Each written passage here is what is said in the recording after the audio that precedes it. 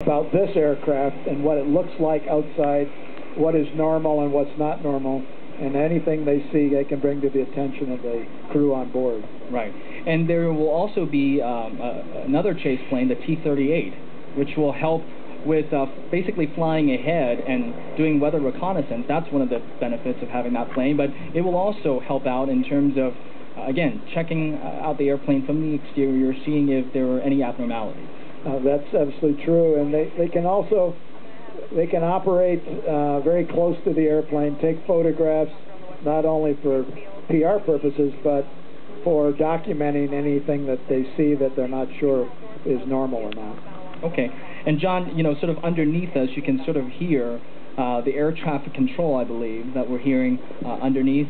Once this airplane has turned around and sort of basically prepared to take off, we will take the air traffic control audio full so that folks can hear it, and that's always an exciting part as we get closer to that point. All right, you're continuing to see 747-8 making its way south. It's heading south. It will then, at some point, turn around and face north. Yeah, at the end of the runway. Exactly right. Right. You don't want to do it before.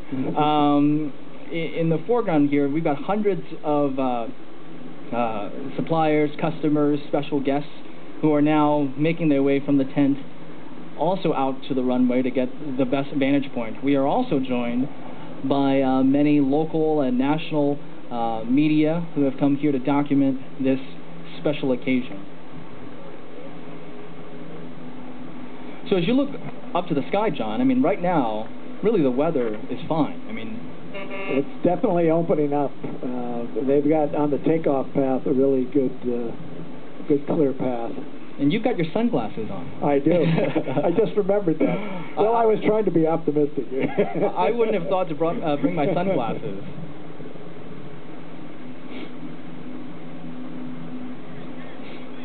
And for this special webcast, we have 5 cameras trained all around Payne Field.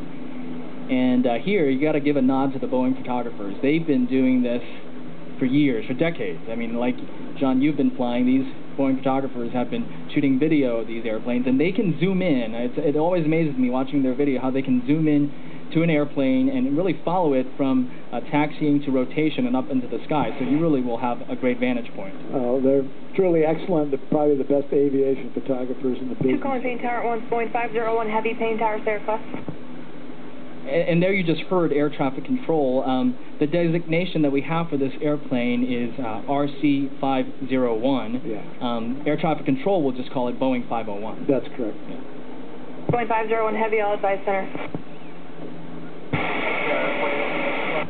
And we'll continue to play that audio for you, and at the point where it gets... Airport vehicles calling tower, stepped on each other, say again? At the point where it gets to the crucial point, I'll shut up, we'll shut up, and let you hear that audio. Now, for this flight, John, you were just talking about the very specific activity that the pilots will have to be completing on this flight. They will be recording that data on board, but a lot of this information will also be sent about an hour south of us to our flight test operations center. Heavy, I have your request. I'll pass it on to That's correct. It's actually a portion of that data is monitored real time by experts on a number of the systems. Is there another aircraft calling in what we call the radio room or TM room, where the data is downlinked to, and they can look at it real time. And there's a test director there that is monitoring that the crew's following the test plan, coordinating, and then the experts are reviewing the data in that room as they fly. And that's one of the interesting things about this plane. And obviously, we did this for the 777 and the 787. But this airplane's like a big flying computer. I mean, it's got a lot of computing power on board. And there's also new and standard for the 747-8. Time on the runway before you depart. Will be data link and satellite communication technology that it can feed a lot of this information 501 Heavy, experimental watch, hold short range 3 for left. directly to the folks here on the ground. That's correct. They can directly link, or they can go through a remote satellite receiver and transmitter. And that's really important, not only for the flight test, but when this plane is in operation, during any flight, if there's any issue with the systems or what have you on board, that information can be sent directly to the maintenance folks on the ground, and that analysis could be sent immediately, and the folks on the ground could be diagnosing that problem and be ready to fix it. And that's certainly true in airline service. They can downlink maintenance to our customers' maintenance bases and work ahead to find out what they need to repair.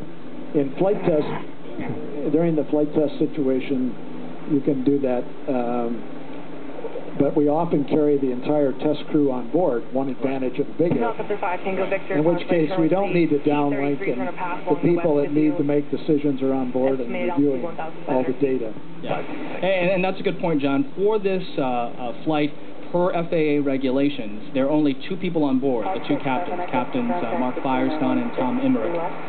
No one else is allowed on board. And, I mean, that will change as the plane clears some of the initial airworthiness milestones. That's correct. But there are a lot of equipment set up in there. I mean, if you walk on board this airplane, like the first 787 or the first couple. 501 Heavy Experimental Pain Tower, after departure, flight heading 340, unrestricted climb approved to 10,000. I'm maintaining 10,000, runway 34 left, clear for takeoff, delay on the runway approved.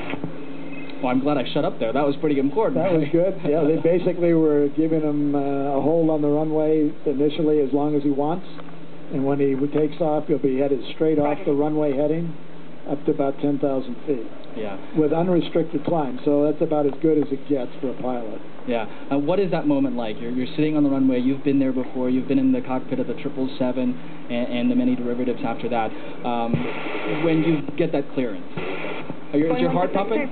Well, you're so busy at that point. Right. You're checking everything. You're going through your plan. Make sure you have everything fresh in your mind of what you're going to do. It's probably not until you actually rotate and it starts to lift off that you really think, oh boy, it's flying. Right. But then you quickly go back to work. Because, again, as I mentioned before, you don't want to be the one who makes the mistake. Right. And it's a very intense amount of concentration, but there's a few moments to celebrate a real lift of the old heart there when it takes off. Boeing 501 Heavy Experimental for verification, climb maintain, block altitude 10,000 to 12,000 on departure. Right. And I think those are more instructions for the pilot. Yeah, that was basically they were giving them an altitude range they can fly in between 10 and 15,000 feet. Yeah. And that's sort of what was prescribed in this flight test plan. That's right. That's right on what the plan was. And with the weather today particularly, and a first flight, air traffic control is always very cooperative and helpful. Yeah. It's a big team effort when you get into one of these. Absolutely. I mean, and you can see the team effort even here, off camera. We've got a ton of ground crew guys here, many employees still streaming out from the factory and from the offices. Just